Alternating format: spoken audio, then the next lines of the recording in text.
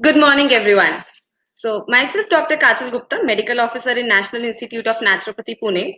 So, with a new day, I'm here with a new webinar. So, I welcome you all the viewers who are there with us since so many days. And then today we are here for the next webinar. So, the webinar has been started on the 2nd of October. That was the Gandhi Jayanti, and it will be there till 18th of November. That's the third Naturopathy Day. So I request, so the man of prayer will be at peace with himself and with the whole world. So with that, we will be starting our today's session with a prayer. And so I request every one of you to just be there with us and then just listen to the beautiful bhajan.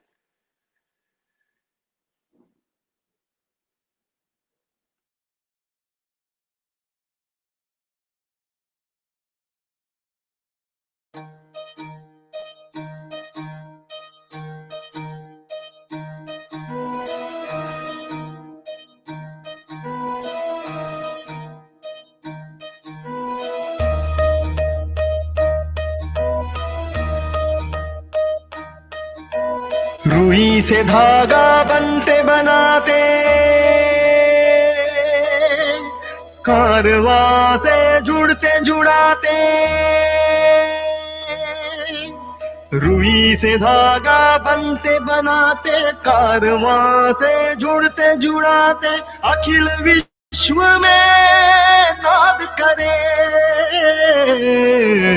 चरर चरर चरर चरखा चले चरर चरर चरखा चले बापू के दिन याद करे चरर चरर चरखा चले चरर चरर चरखा चले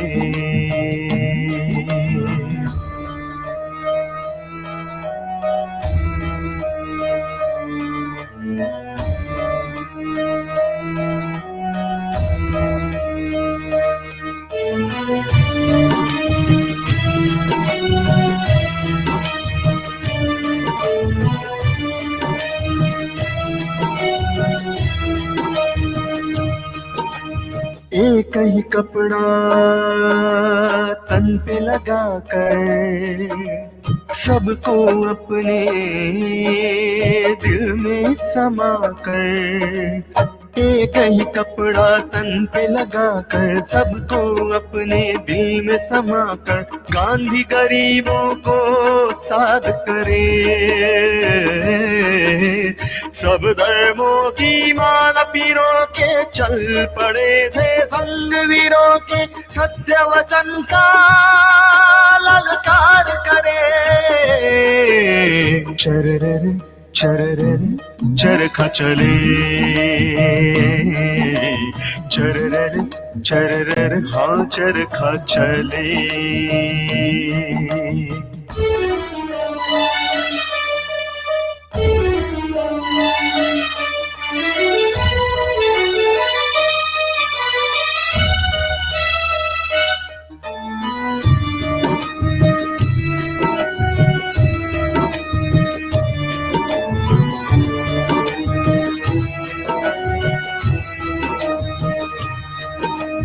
आओ मिलकर एक बने सब ऐसा मौका मिलता है कब आओ मिलकर एक बने सब ऐसा मौका मिलता है कब बापू के दिन याद करे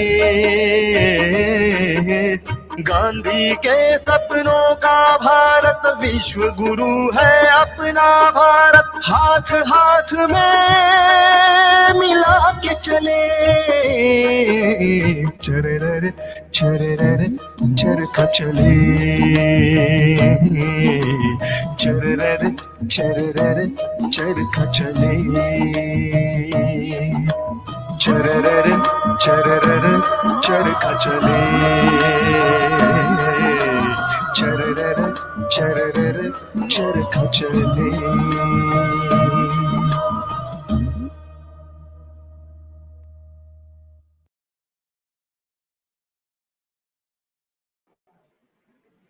Thank you, Makran Masramji, for the beautiful, mesmerizing bhajan. Charkha. It's a symbol of Gandhiji who gave employment to lakhs of people when British was ruling India. So thank you so much, the artist of Regional Outreach Bureau, for giving us the mesmerizing performance for us. So moving to the next segment. Storytelling is the oldest form of education, and I wonder if history was taught us in the form of stories, we could have never been forgotten that. So, with the same thing, today we will be listening to the narrative of Gandhi's life about Gandhi's story on cleanliness, which was narrated by the director of National Institute of Naturopathy, Professor Dr. K. Satyalakshmi. Namaste friends, welcome to Gandhi Katha. Today we will see Mahatma Gandhi's commitment to cleanliness. Using the existing resources, Mahatma Gandhi always wanted to keep the surroundings clean and neat so that uh, the commitment to cleanliness is fulfilled. So, one day Mahatma Gandhi was traveling in a train while he was in South Africa. And of course, they were traveling in the third class, and some of his colleagues also were there along with him.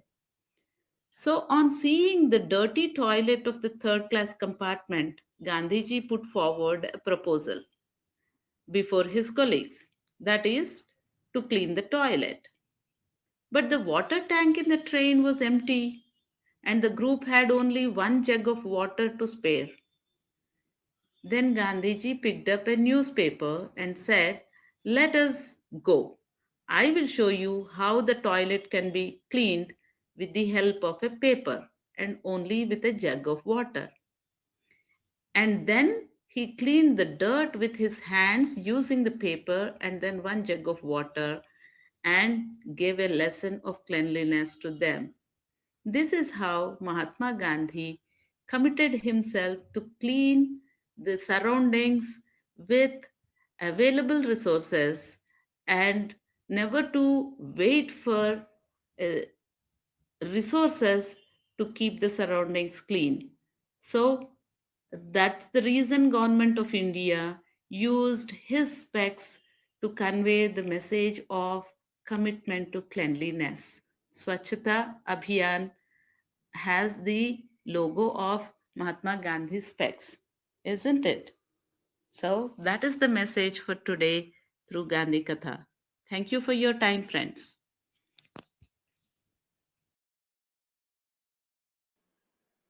Thank you so much, ma'am, for telling us the beautiful story about Gandhiji and then how he said about the cleanliness. So, the takeaway from the story is the cleanliness is a mindset, a positive habit that keeps the body, mind, and environment clean, happy, and healthy. So the one who maintains the cleanliness around him and inside him can keep away all the diseases. So thank you so much for taking a huge responsibility for sharing the narratives of Gandhiji's life to teach us so that it will never be forgotten. Thank you so much, ma'am. So now, moving to the next segment, we will be talking about a few of NIN activities. Every day, NIN is reintroducing itself to the viewers, to the public, about the various activities about NIN. So today, I will be talking about the fellowship in basic and advanced acupuncture.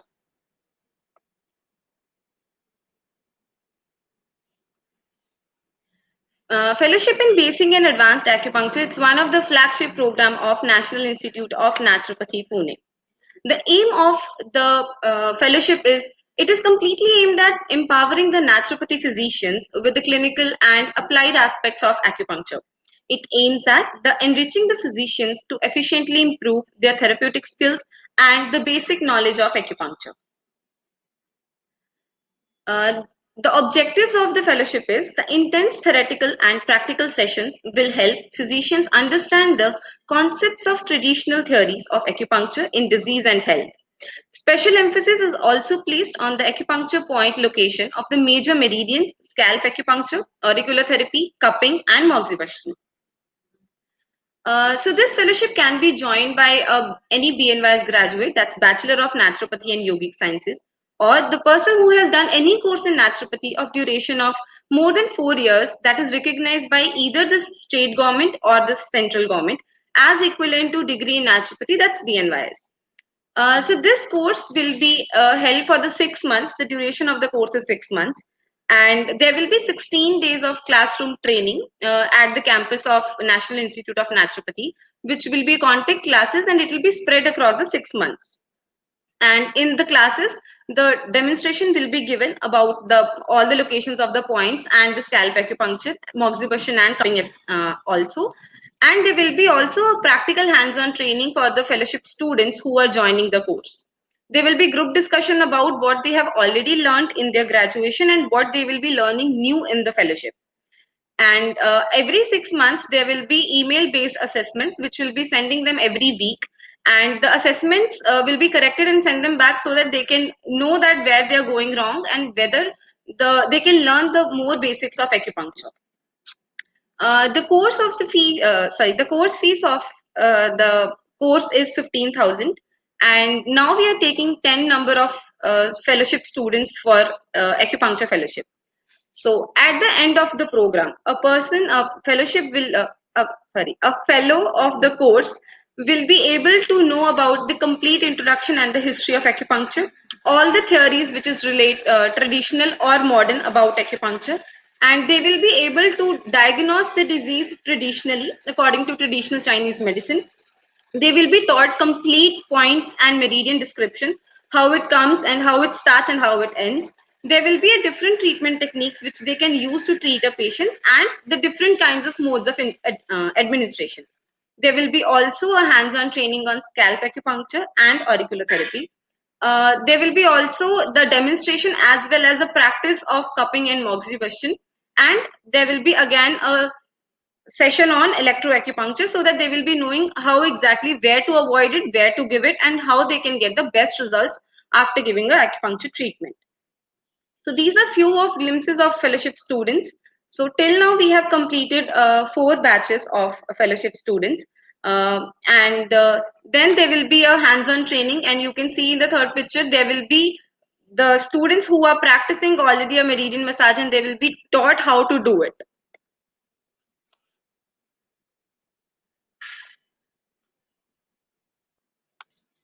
So now we will be moving to the next segment, that is pioneers. Every day when we started the sessions, we came to know about different modes and interventions of vitality. First, we came to know what exactly the vitality is. And then we talked about how exactly what and all things can increase and decrease the vitality of a human body. So after reading them, we came to know like whether we are vital enough, whether our body has a vital force is there or not. So now we have moved to the different pioneers of naturopathy. So I would welcome Dr. Avantika Nanda to explain about yet another pioneer of naturopathy. Over to you, ma'am.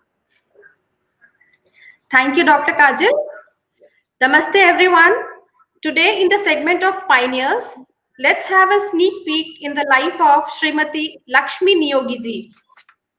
Lakshmi Niyogi ji is a well-known name in the field of naturopathy for her tremendous contribution to good health by way of nature. She hailed from a royal family of Andhra Pradesh. After marriage, she moved to Bengal. Having lost her husband at an early age, she pursued her hobby of traveling. And during one of these journeys, she met Swami Shivananda at Rishikesh Ashram and spent some time to learn yoga, which she later used extensively to treat people. According to her, the secrets of healthy life living are no tea, no coffee, no smoking, no alcohol, and no refined flour. A positive attitude and spiritual sadhana is 50% cure by itself. She had the fortune of meeting many spiritual masters such as Chinmayananda and many more at Ramakrishna Ashram in Mumbai, which later became her home. She offered her seva in their nature cure center and offered treatments to people of all walks of life. She herself led a simple naturopathic life and practiced pranayama and asanas every day. In fact, she lived a robust health and she was able to do all her things by herself. Her greatest contribution was wheatgrass therapy.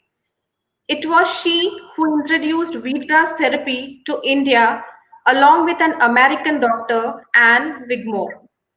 Lakshmi Yogi ji treated many debilitating patients, including cancer, and taught them how to grow wheatgrass in pots and how to use it for their health problems. She, like most of the naturopaths, was very strict in her regimen. She won't use fresh juice if it is more than 1 hour old.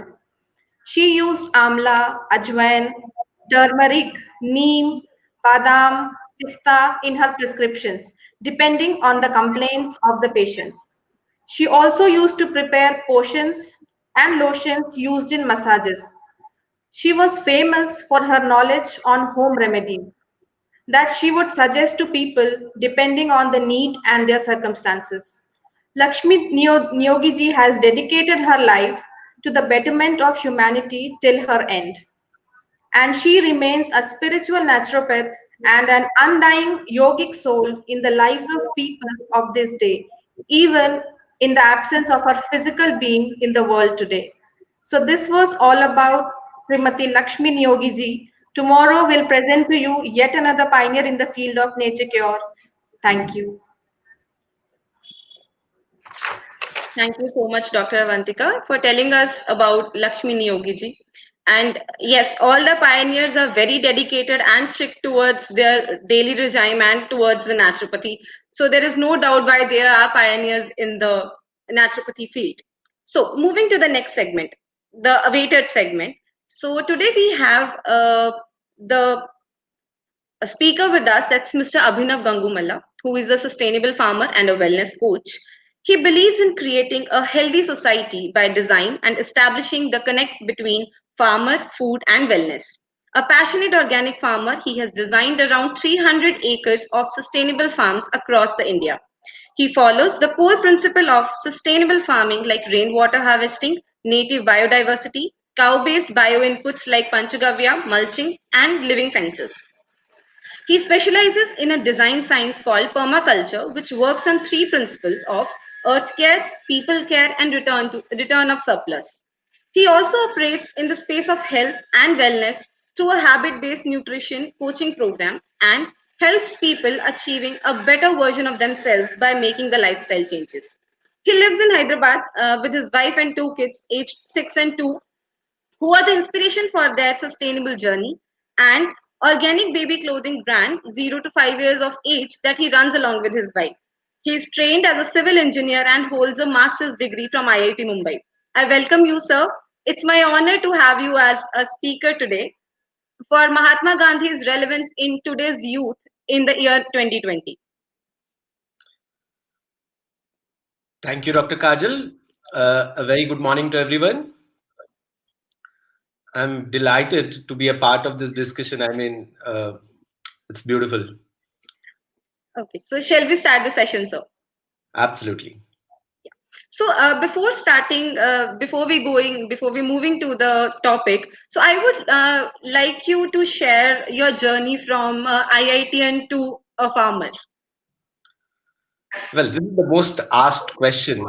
And see, the reason is pretty simple. I mean, what are IITians meant to do? Solve the most complex problems.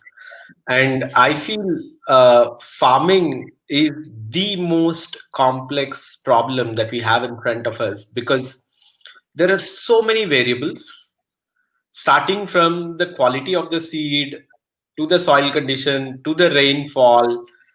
Then once you crop, germination, the climatic conditions like rains and all could destroy it. And assuming you get all this right, the market might not offer you price.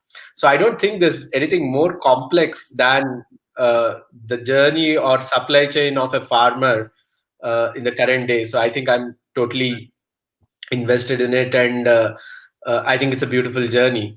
So so when I was doing my corporate job, I wasn't very. I mean, it was very nice in terms of technicalities, but I wasn't very happy. So that's when I thought I will go back to the roots, try to figure out some very basic problems. And food was one of the major problems that we were facing as a society in terms of its quality. One of the doctors was just mentioning that somebody wouldn't have a juice if it's more than 1 hour old, and I totally agree, because the nutrition value of food in the current day food miles really goes down drastically, because from the point it is harvested to the point it lands on your plate, the typical delay is around 2 to 3 days. So if you look at the nutritive value of that food, it's literally zero. But that's exactly what 99% of us eat. So I think we need a huge change in this scenario. Okay. So thank you so much for sharing your experience. Like as you said, rightly said, that the responsibility of IITN to be dealing a problem which is actually there in the world. So rightly said, the farming is one of the major thing like which people really need to understand, that the health of a human body, it's there in the farmer's hand. Absolutely. So okay. So how much has your formal education in civil engineering helped in your agriculture projects? Like, and how? No, I think it did help me a great deal, especially on the rainwater harvesting front, because when you do major projects, for example, I've designed the rainwater harvesting system for the entire ISB campus, Indian School of Business, which is spread across 230 acres. So when you're dealing a project of that magnitude, you really need to understand contours, uh, water management systems. So it definitely did help me on that way. But I think any kind of education is definitely helpful if you try to apply it to the problems in front of you, and you imbibe critical thinking. And I think it definitely helps, especially if there's no gap between the industry and the academia. Yeah, rightly said, sir. So, so do you? I mean, like, what is your thought of thinking that, like, as I said before, the health of an individual is there in the farmer's hand? What is your views on that?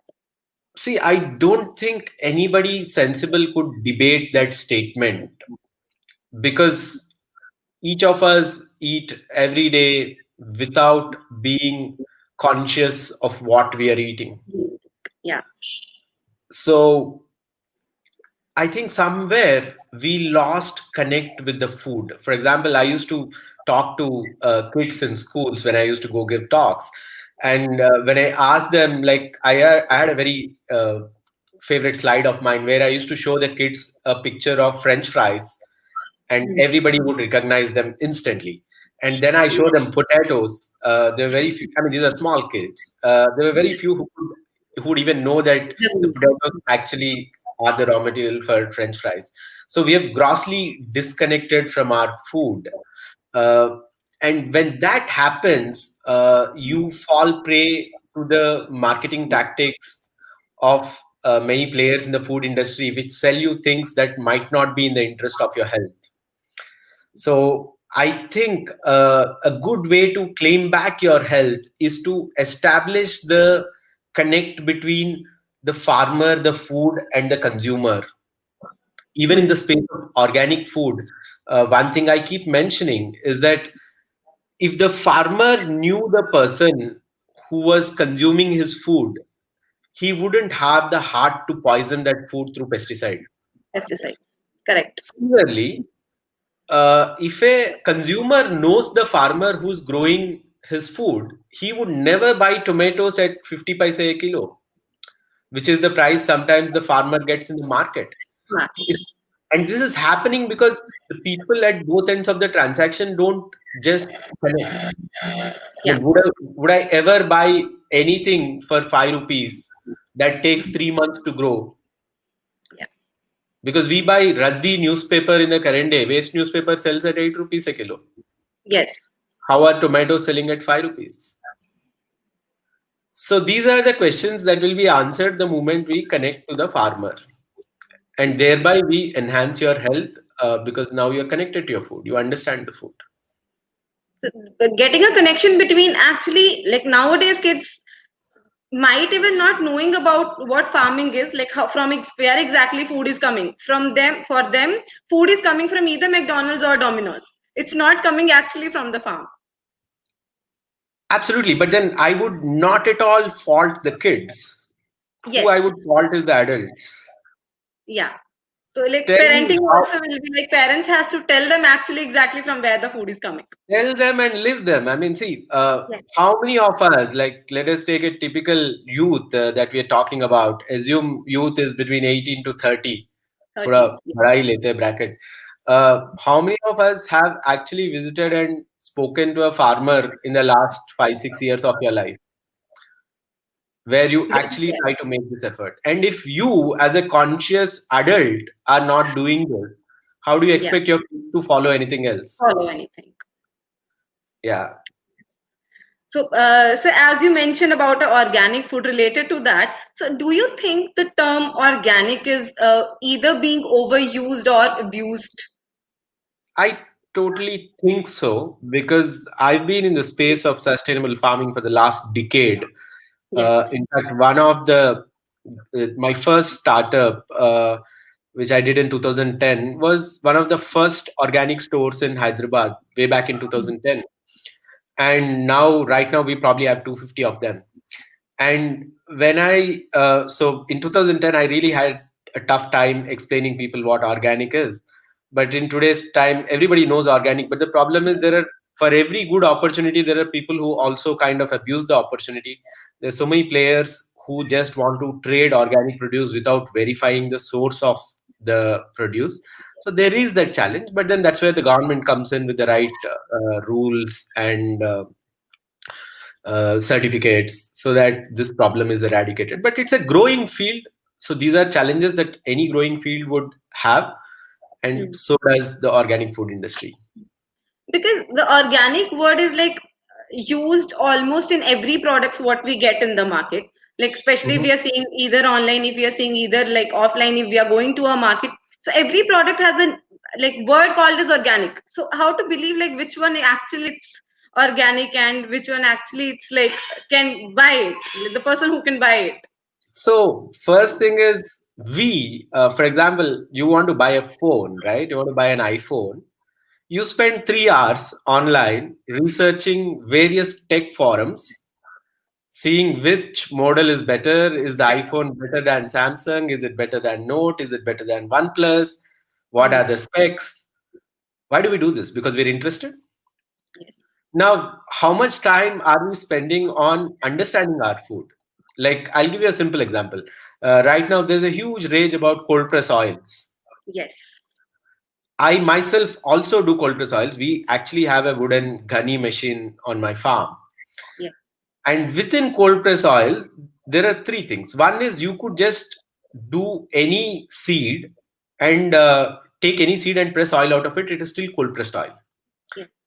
Now, the second level is what are you actually choosing for the seed? If the seed is inorganic, the nutritive value that you need to get from that oil is anyway compromised because the seed has not been grown in an organic way. So Yes. most people might sell you cold press oil saying it's organic, but then a aware customer would ask what is the source of seed. Seed. So this will come. So I think this knowledge is a journey. First thing is you need to be aware of what food are you eating, and the moment you are aware, it becomes a phone story where you actually research. Yes. Yeah. Yes, rightly said, sir. Like before a few days, there was a concept of urban technologies like hydroponics and aeroponics to increase the yield where they doesn't have to use lands much. So, you being a farmer, can you share your views on like hydroponics and aeroponics or any other urban technologies? See, I am not someone who would criticize anything, but let's get the facts right. People are talking about these technologies saying we don't have space. And that is fundamentally flawed. We are a nation which is as wide as one can imagine with so much arable land.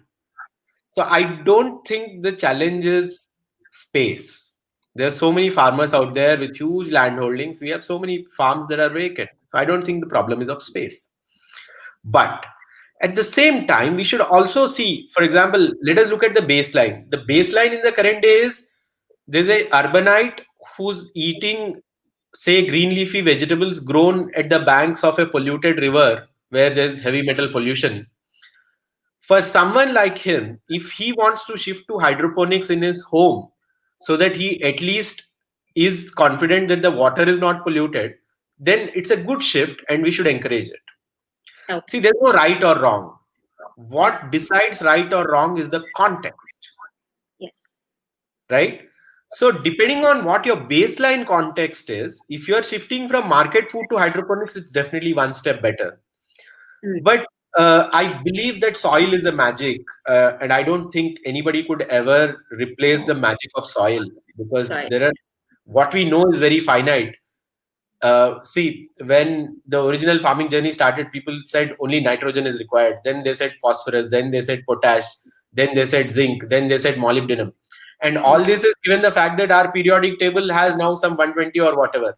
But Yes. 100 years from now, there could be new discoveries. The periodic table itself might swell to 250. 250. We don't know, right?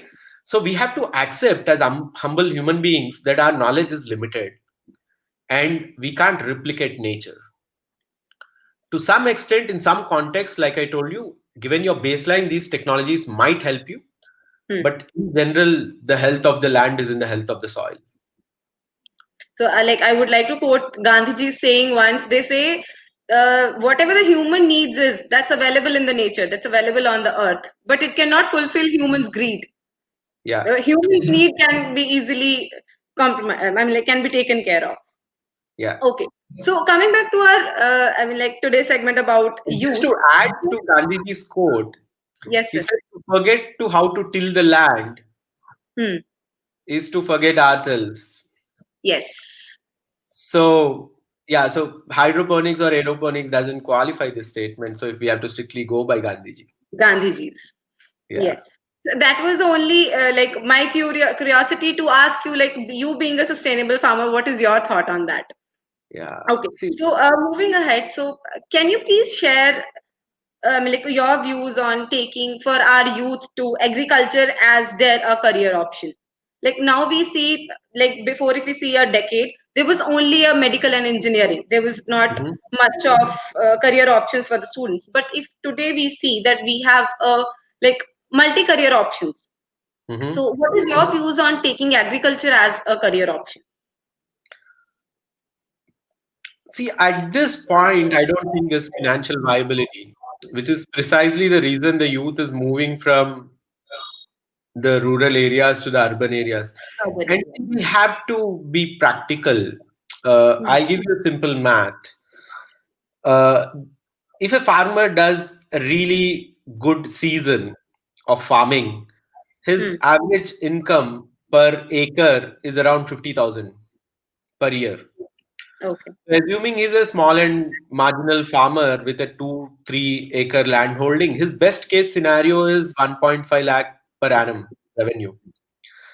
Now, if the same couple, the man and woman, uh, if they shift to the city and the man does the job of a security in a corporate office, he earns 15,000, and the woman in the same corporate office would be a housekeeping at 12,000. So between them, they earn 30,000, have an air conditioned office, uniform, and health benefits. So now, where do I have the heart to tell them that I will live in the city, but you don't come to the city? So, Yes. and this won't change as long as people are not willing to pay the right price to the farm produce. Hmm. See, I'm 35 now. When I was 5 years old, I remember buying tomatoes at 5 rupees. Hmm. And right now, also, there are parts of the year where tomatoes are bought at 5 rupees. Now, which industry works like this, where the input costs have gone up by like 400-500%, Hmm. and the output price still remains the same? So there is no viability in the current way. But things are changing. A lot of people who have earned their money in the corporate, they're going back to the roots. Hmm. Similarly, some youth who don't have financial constraints at home, they are looking at the farming sector. There is a sector where technology interventions are trying to improve farmer incomes. There are good salaries there. So, if somebody wants a career in agriculture, I would strongly suggest start with areas where there is money, so that you are not left high and dry after the career. Then try to get into the basics and see how the life goes. Okay. So it's like again for the question is for the youth again. So can you share your views? Like if a person is if a person is doing a desk job from 10 to 5 or from 10 to 6, so can they go for? I mean, like, what is your views on taking a multi-career option or taking their passion also as a profession? Like as I read your bio and saying that like you are there as a sustainable farmer, you are there as a wellness coach. So what is your views of I'm like a one person sharing or two or three career options at the same time? See, that's a very interesting question. Like I said, there's no financial sustainability at this point for Yes. someone to leave corporate or a city job to get into farming. Yes. But what they could definitely do is they could try getting in touch with sustainable farmers or organizations Hmm. and help them improve by spending their weekends with farmers or organizations. Hmm. And luckily, there's work from home now, so a lot of people can actually work from farm and then also be a part of farm ecosystem. So technology is enabling us in these ways. So somebody who's interested in farming in long term, I would definitely advise them in the short term to look at internship opportunities, uh, and which might not pay them a lot, but then they would give them a perspective change of life, and life will change for good. See, in fact, if I could share my screen now, Yes, sir. uh, are you able to see my screen? No, Okay, right now. no, sir. I am not able to. Okay, okay. So Yes, I can see now. you can see me right now, right? So you do you see my picture there? Yes, sir. That was me a decade back. Hmm. So even if farming hasn't given me money, Yes. I think the intangible in becoming, in the change from a 23-year-old corporate guy who's borderline, who's obese, uh, and has a very bad lifestyle, to what I am today, I think that is priceless. So this, I think, would be the actual take home for people, uh, as against the money that's there. All of us want health, and there's no better way to get healthy than being a part of a farm ecosystem. So it's like they can still go for they can follow their passion if they have a passion in either in farming or either in any other thing, like along with their desk job or along with their everyday jobs. Absolutely, absolutely. For the interested soul, I don't think there's a barrier. Barrier. Yes. So Gandhiji feels that not being happy with status quo is very important for change. So, is the youth happy with the status quo, like right now in the year 2020, if we talk? Whether the youth is happy or not, only the youth can answer. But the Gandhijis, if you look at, I mean, in fact, the viewers, there is one writing of Gandhiji which I really, really want every youth of the country to read. It's called Hind Swaraj. Yes. It's written in 1910, if I'm not wrong, and which is almost 110 years old. But I think that book is relevant today more than ever before. Mm. And in that conversation, Gandhiji says, and when the reader asks, how did the freedom struggle actually start? Gandhiji says it started because there was unrest. As long as we are happy with the status quo, our lives are not going to change. Hmm. We can't become what we want to become without changing what we are in the current day. Hmm. So, as per our actions, our life unfolds. So, when I look at the youth today, the major challenge is we have been intoxicated in a way by the modern civilization. I mean, we are happy to work as slaves for 5 days and then spend all the money that we earn on the 5 days in the rest of the 2 days, either on alcohol, consumerism, like buying expensive clothes, buying expensive gadgets, and we think we are happy. But a lot of people are able to see that this is not true happiness. And there starts the inquiry in terms of what would make me happy. So there is, I mean, if you go into the what do you call spirituality also, there is something called as Satchitananda, which is like eternal state of bliss. So if you have alcohol, I mean, you are enjoying probably for that moment and probably for a few hours, but the after hours are very bad. I mean, you wake up with a hangover or whatever, right? So the question is, what is it that can give us eternal state of bliss? That is where I think the true life-changing journey begins. And once that begins, I don't think there's looking back because even the director, ma'am, was talking about a story of cleanliness. Uh, the problem is a lot of us don't know that right now we are in a muddy puddle, and that's the status quo. And unfortunately, a lot of people are not aware of it. And some people who got aware of it got out of it. But the moment you got out of it, the first thought that you will have is, how was I there till now? Till now. Yes. Because only after you come out, you know what kind of bad life you were having. So Yes. only when I lost my excess weight, got into good things in life, I realized how bad the past was. So I think the torchbearers and for institutes like you, what you need to give the youth is a glimpse of what good life is, which is devoid of materialism, which is devoid of intoxication. And when I say intoxication, it could be as simple as a coffee. A Yes. lot of people can't start a day without a coffee. These are people who go to a Starbucks and buy 300 rupee coffee. But these are the same people who bargain over vegetables for 10 rupees. So somewhere the priorities are not set right. I think there is a need for us to question our status quo.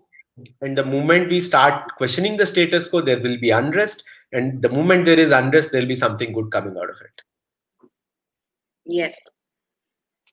So before moving to the next question, I would like to tell all the viewers, if you have any query, if you have like whatever the query is, you can post a comment on our Facebook and YouTube channels. So your questions will be addressed by the speaker and at the end of the session. Okay, so moving to the next question, sir. Mhm. Gandhi speaks about how farming has changed for subsistence farming to market-oriented farming, and how it is damaging the villages, or how it has already damaged the villages. What is your views on that? Yeah, see, this is a really important topic. If you look at traditional India, we were an agrarian society, and most farming was subsistence farming. When I say subsistence farming, what I mean is if I were a farmer, I have a wife, I have a couple of kids, I have grandparents to look at, parents to look at. What I would do is I would grow food for myself. That is subsistence. What are my needs is land fulfilling them. For example, if you take a typical farmer, he would have had 2 cows, 10 chicken, couple of goats. So his kids were being fed milk from their own cows. Whenever there's a festival, they're eating like a chicken of their own. And then the food that they grow, the rice or the pulses, they were stored. And they would have a small patch for vegetables. So now come what may, their health is in their hands.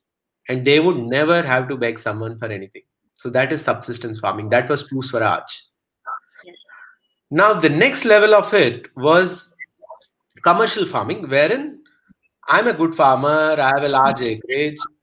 After fulfilling the needs of my family, I would sell the remainder within the village. Yes. So the oldest system could have been the barter system. Then there were village shanties, but the whole economy was within the village. Mm. Then came what is called as market-oriented agriculture, where people completely stopped growing their own food. All they do is one cash crop. And what went wrong in the bargain is if the cash crop does well, they have cash, but they're still impoverished because they're not eating the right food. They don't have access to good food, which they always had. And the market forces always don't keep the farmer at the top of their priority. So they most often they get cheated in terms of pricing. So this move from subsistence farming to market oriented farming, I think, has done a huge damage to the agrarian society. So people should. So a lot of people ask me, who is a farmer? What's your definition of a farmer? And I always say the base level criteria for me is someone who grows their own food to begin with. If you are a farmer and if you are buying your food from somewhere else, then there's a disconnect. And I guess that's the best takeaway for like being a farmer, or if somebody is doing farming by their own, that if you can grow by yourself, if you can make your family eat the food what you are growing, and if that's the word thing, what we say, that the health is there in our own hand. So we know Absolutely. that if we are going to get a problem, it's either a mistake or either it's somewhere we are going wrong. Absolutely. Without a second thought. Yeah, so that's what I mean. Like again, I would be connecting it with Gandhiji's thought as self-reliance. Like you will be completely depend on yourself. What is Swaraj? I mean, what is Swaraj? Swaraj is when there's no dependence, Dependency. Yes. right? And in fact, see, if you look at the allied problems of this, uh, the director ma'am was speaking about sanitation, and there was a very interesting slide in that which said sanitation is more important than independence. Yes. Now, similarly, your health is more important than independence. If you are not healthy, independence का क्या करोगे आप? Correct. So, if you are not growing your own food, which directly translates to your health, Hmm. then what will you do with the money? So, Now the status of the money is like completely changed. Having money and then spending it on all the materialistic things. So people don't believe much in minimalism, and then just keep spending on either the comfort or other things, and they this think that is, they're happy, as you already this said. is the paradox of modern life. In fact, I would like to quote Gandhiji here. He says, civilization seeks to increase bodily comfort. Civilization seeks to increase bodily comforts and it fails miserably even in doing so. Hmm. So, all the dreams of modern technology and all that we've been sold were primarily to increase your bodily comfort, assuming for a moment. But even that is not happening. A lot of rich people are depressed. Yes. The use of antidepressants is on a meteoric rise in the country across the globe. Actually. So we are talking about development, we're talking about latest gadgets, we're talking about phones, Bluetooth, everything. But why are we not understanding that people are getting depressed too? So somewhere there is a missing link, which is what I think we should figure out.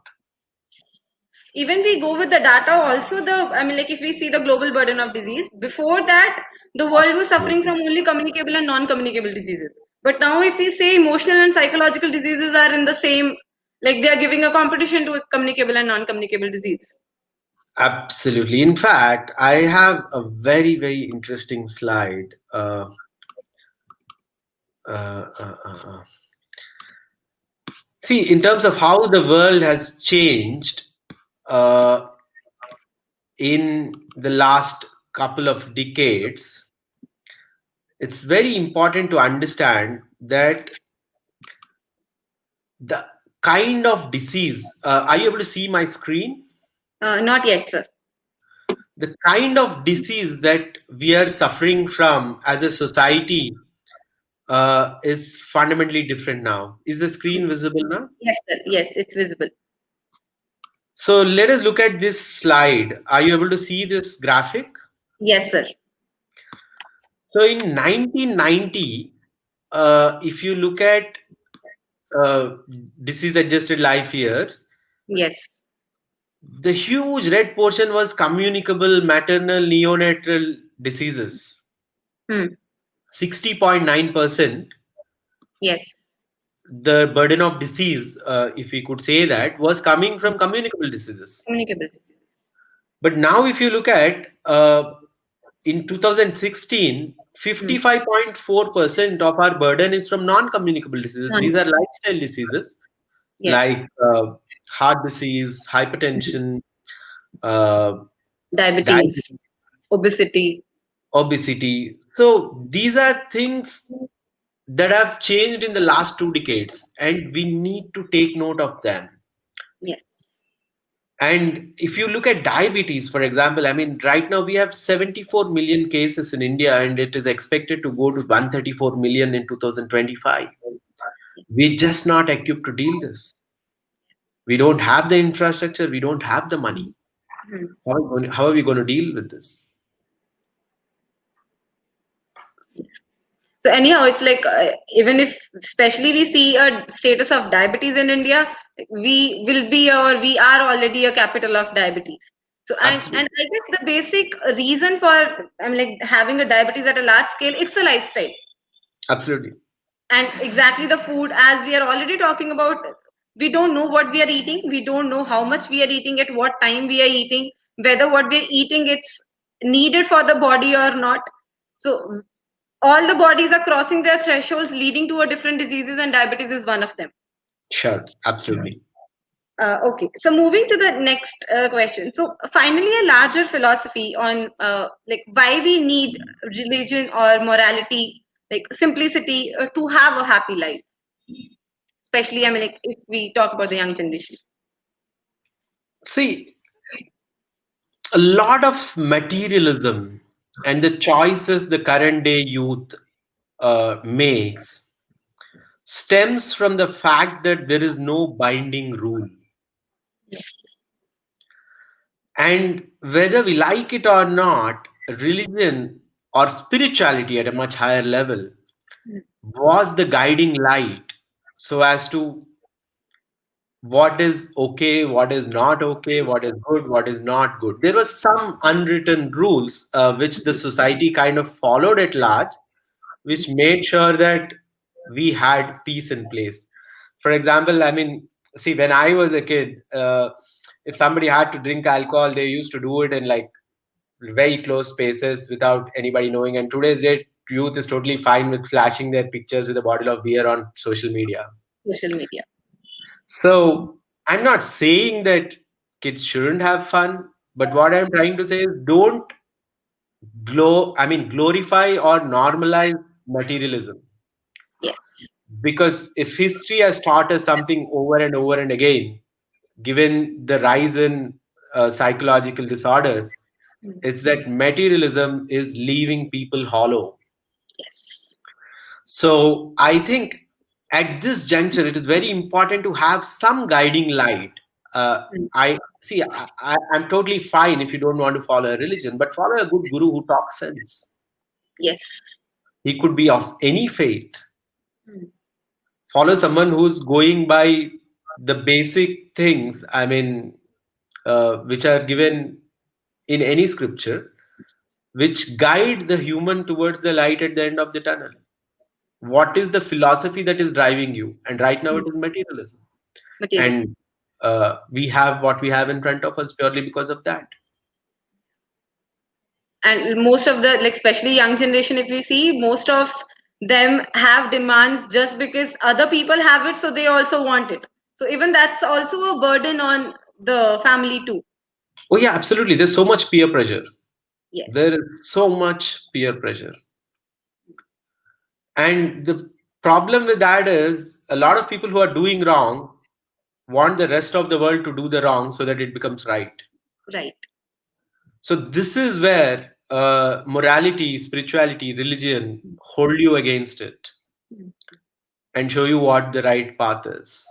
So I think it's extremely important in some form. I mean, if you think religion is outdated, it's fine, but what is your guiding force? Where are you getting your cues from? So that is the question that the youth need to ask. So if And not today, for most religion, of at it is least, from movies or from social media or from advertisement campaigns, and all of them have their own agenda. So, yes. does it fit into your long term goal? And if it is not, then what is the alternative guiding source?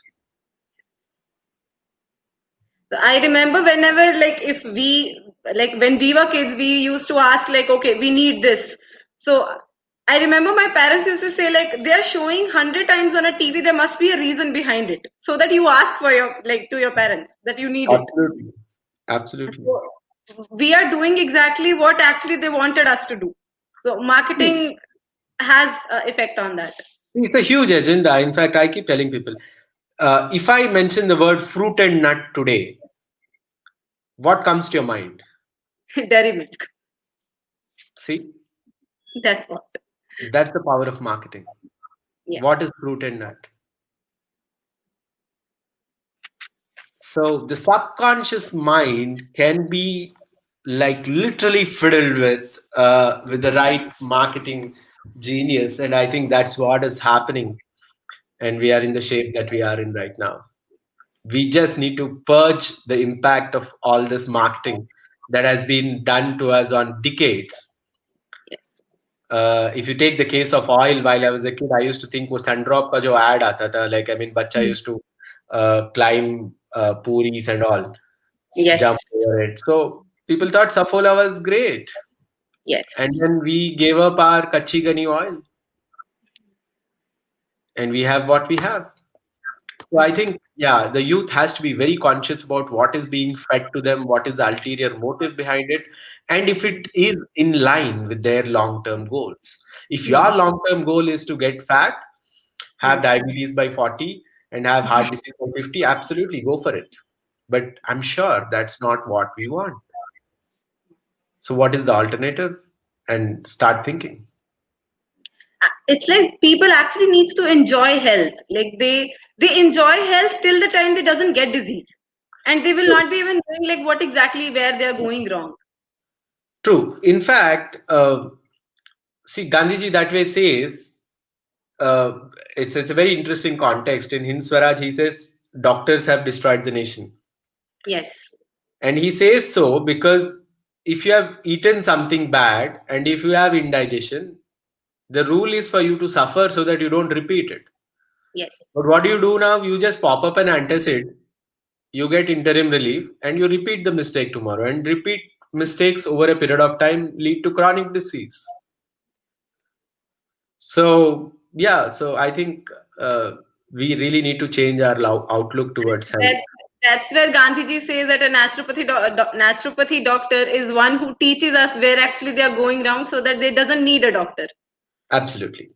Absolutely. In fact, Okay. public health is where you don't need public health intervention Yes. into public health. Yeah. So, thank you so much, sir. So we have many questions from our viewers. So I'll be just reading one by one. So the Sure. question will be seen on the screen. So like you can answer accordingly. Sure. So one of our viewer wants to ask, would like to say something on minimalism, which in a way ensures health, as mentioned Mhm. by Gandhi. It's good to err on the lower side rather than excess with regard to food. What is the speak? I mean, like your take on this, and then comment on production of agriculture as well. Would like to say something on minimalism, which in a way ensures health, as mentioned by Gandhiji. It's to err on the lower side than with excess with regard to food. Oh, absolutely. I mean, this is a beautiful suggestion. In fact, what I keep telling people is never in human history, never in the history of human species, we've had two conditions. One is abundance of food. Second is consistent abundance of food. Yes. ऐसा कभी नहीं होता था कि हमारे पास जितना food चाहिए उतना है और हमेशा है. हमेशा है. Now, our human mind hasn't evolved to handle this abundance. Yes. Because we were evolved as humans to grab everything that comes in front of us. क्योंकि खाना नहीं मिलेगा. मिलेगा. Summer if there is fruit, इतना fruit खाओ कि winter में अगर आपको खाना भी ना मिले rainy season में, your body can burn the fat. अभी हम लोग क्या कर रहे हैं? We are eating the arm in summer along with the rice, and बाद में we are eating regularly. So one wonderful suggestion I have for people is if you can fast once in every 15 days. I myself do a Nirjal Ekadashi whenever I can, which means I don't eat on the day of Ekadashi and I break my fast the next day morning, sometimes even without water. And this can like really put your system back onto track. Back on the track. Yeah. Thank you, Kishan Raoji. A very good question. Okay. The next question is, organic agri produce is costlier than conventional agri produce. Kindly share your views on this status quo and how can it be addressed so that healthy food is also made affordable. See, this is a very interesting question and an important question. But unfortunately, the common misconception is that organic food, because there is no inputs, is cheaper. Why is it costly? But the point is, organic farming is labor intensive. And in today's date, labor has become very expensive. In fact, the place that I come from, which is Telangana, labor was 120 rupees like a decade back, and now it is 580 rupees. So that's what makes it costlier. Second thing is the post-production is very, very inefficient in organic. For example, if conventional produce, agar dekha jaye, all the farmers just pluck their tomatoes, put it in crates and leave it at the edge of their farm. There is one auto, Tata is from the village, which picks all this, goes to the market in the night, collects the money, brings back the money and gives it to the farmer. So post-harvest, a 20 kilo tomato crate to convert to money, the farmer's cost is around 15 rupees per crate. But per kilo, it is around 0.78 rupees, 0.7 or 0.8 rupees. 80 paisa lagta hai 1 kilo ka post-product. Now, if I'm an organic farmer, I don't have these facilities. So I'll have to go in my car or whatever, bring it to the city. And city में organic store वाला बोलेगा कि हमको 50 kilo नहीं चाहिए, 30 kilo बस है. So I think a lot of cost is a function of the post-production inefficiencies. This is where farmer-producer organizations or a lot of farming groups coming together could bring the economies of scale. See, it is not just कि हम लोग बोलेंगे chemical agriculture खराब है, chemical agriculture खराब है. No, there are a lot of things that we need to learn from them, especially post-harvest. Their wastages are highly efficient. Their logistics are highly efficient. We need to learn from them. And that is when I think the cost point will come down. Yes. The next question is, while many educated professionals from cities are taking to farming, what do you feel are the aspirations of rural youth from agricultural families in present times? Do they want to carry on the tradition of farming or are they looking towards settling in the cities? See, nobody wants to do farming. That's the hard reality. And rightly so, because I was telling you the financials, right? Yes, yes. आप बहुत अच्छा farming कर लोगे, ज्यादा से ज्यादा साल का 2-3 एकड़ में आप 1 लाख कमा रहे हो. If you are a software engineer, even at a base level, you are getting 2.53 lakh per annum to begin with, and there is growth. Farming, there is no growth. But this is where you need to be innovative. Yeah. If you are selling tomato, you get 5 rupees.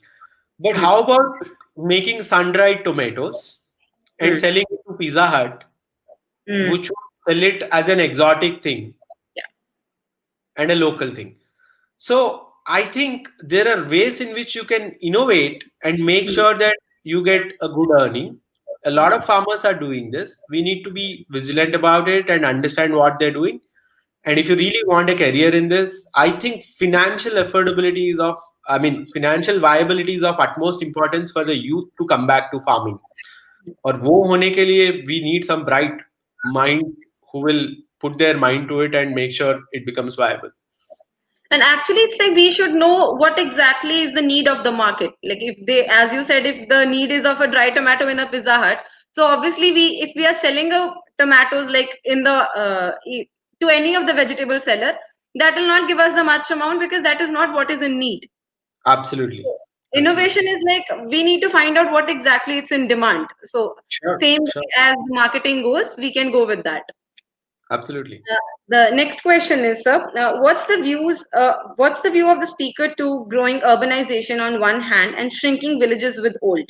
Second, women growing things needed to the nearby cities. What's happening to the allied farming activities and what's happening to their skills? See, I have a very interesting story to share here. Between me and my wife, we run an organic baby clothing brand where we work with organic cotton growers and natural dyers Hmm. who use plant materials. So Hmm. I've recently visited a village cluster Hmm. in Andhra who have been very famous for the way they weave their cotton. Okay.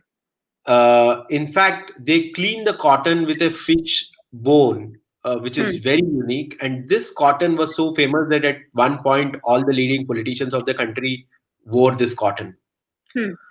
But now, when I looked at the economics of it, these people who were working on this particular cotton were earning around 100 to 150 rupees per day. That- And despite such low wages, the end product was costing around 1100 rupees per meter of cloth. Hmm.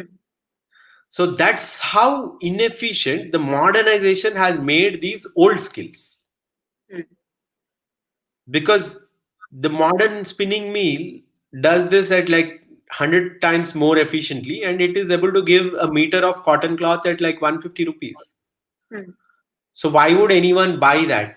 So I think what we need now to retain the respect and the skills of our villagers is a hybrid model where we retain their expertise, but we also adapt some machinery to make them more efficient in the same process. Hmm.